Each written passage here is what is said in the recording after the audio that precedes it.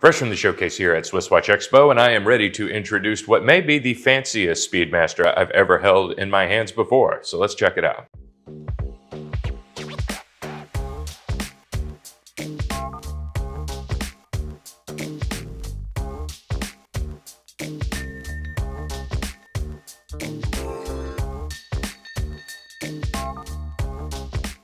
In 2013, Omega reintroduced a 57 version of the Speedmaster. This is an homage to the original that was introduced in, can you guess, 1957. It was an iconic chronograph, still is, sort of paved the way for Omega as a brand that we know it today in a lot of ways. And I do love the 57 version they released in 2013. It's a fantastic homage to the original. It comes in a variety of dials, a variety of finishes. It comes in an incredible variety of dial colors. It's available in steel, two-tone yellow, rose, even titanium. But hands down, the most impressive piece in that entire line that they introduce is this version, this particular reference in 18 karat Sedna gold, which is a beautiful color if you haven't seen it before. It's something that I think Omega does incredibly well, and it's a pretty rare finish, especially for their sport watches. It's not very common you would see something like this, but this is definitely an uncommon Speedmaster. Some of the things that you'll notice right away are going to be the dial itself. It's definitely a throwback to the 57 in terms that it is a step dial. You do have some fantastic definition here with the two subdials. And then getting ahead of myself, you'll notice that there are, in fact, only two subdials with this version. They did change a lot from the original. This is, I will say, a very selective homage to the original, but it does have a beautiful blend of vintage and modern that I think is great. And it doesn't seem entirely out of place, like anyone's going to completely confuse this for a vintage watch from half a century or more ago. Going back to the dial, it does have some incredible lume. It's a lot more raised and more pronounced, the luminous markers are, than the original, and that definitely makes it more modern. They're also, I think, just fat enough that you do get a lot of lume. When you look at this at night or in a dark room, it lights up incredibly well for a modern sports watch.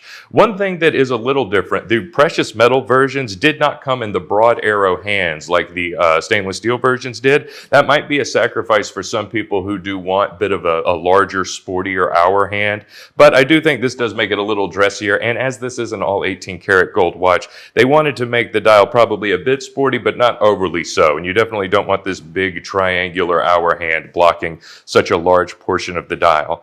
As for the two subdials that we do have here, we do have the seconds hand at 9 o'clock and a double chronograph here at 3. So that is both a 12-hour and a 30-minute register on that one.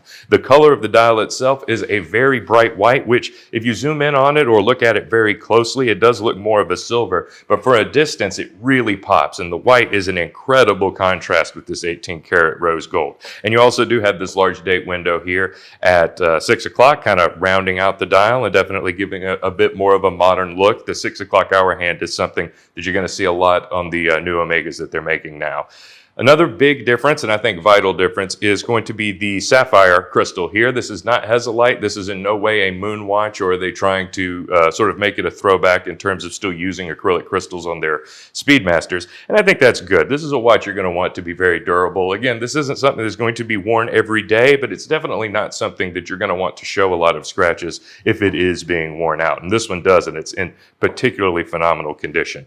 Going around to what I think really makes this watch as valuable as it is the rose golds, particularly the rose gold finish. You do have this brushed tachometer bezel going around, but when you look at the bracelet and case size, the stark difference in the finishing and the combination of satin brushed and a high polished rose gold finish here really is stark, and it gives it a very, very sporty look. It almost looks like you're looking at two different metals in terms of just the sheer difference in brilliance you get from the brushed and polished finish and edges on here. So as you'll see, the case side here is going to be brushed, but you do have a high polished edge on the pushers here, as well as the remainder of the lugs on this side being high polished center link, brushed outer. There's just so much variation going on here, and it's a really dynamic look, and it definitely tells when you move it side to side. When the light hits it, it's going to look fantastic on someone's wrist. Finally, the bracelet itself does have a double deployant here. This is a very heavy bracelet, by the way, but as you can imagine, anyone who's wearing an 18 karat gold Speedmaster is going to know that they've got something valuable on their wrist. And then finally, Going to the Caseback, this is such, I think, is an absolute vital addition to this. This is a very large, oversized sapphire Caseback displaying a beautiful 9301 movement here. This is an incredible upgrade. This is a very modern coaxial chronograph, and I think one of the best bangs for your buck you can get movement-wise. Now, that might not sound like it makes a lot of sense for a rose gold watch of this magnitude, but this is also available in their stainless steel models that are at a much, much more affordable price point. And I do think it's one of the best values you can get in the modern luxury watch market when it comes to chronographs. Looking, you do have a beautiful finished rotor here in 18 karat Sedna gold as well, and a whole lot of plating. It is really beautiful, and you can see that they really did stretch it out to the entirety of the Caseback. You definitely get a huge view of this wonderful looking movement, and the crystal itself is somewhat raised, so that will make this sit a little higher on the wrist. But again, this is firmly a rose gold sports watch. This is in no way a dress watch at all. It might have a few dressy details, but this is definitely the sports watch for someone who loves rose gold or frankly needs one in rose gold. Other than that, we do have a fantastic variety of Omegas. I know I have spent a lot of time talking about them, but they come in a huge variety of price points, metals, finishes, and of course, we run the gamut not only from Speedmasters, but Seamasters, DeVilles, Aquaterras, and of course, a whole lot of other brands. If you didn't know that, you need to spend more time on our website, and if you want us to tell you more about it, you need to like and subscribe to this channel so you can check out all the great new stuff that is hitting the showcases every week. So of course, call us, email us, ask us any question you want about anything you see at SwissWatchExpo.com.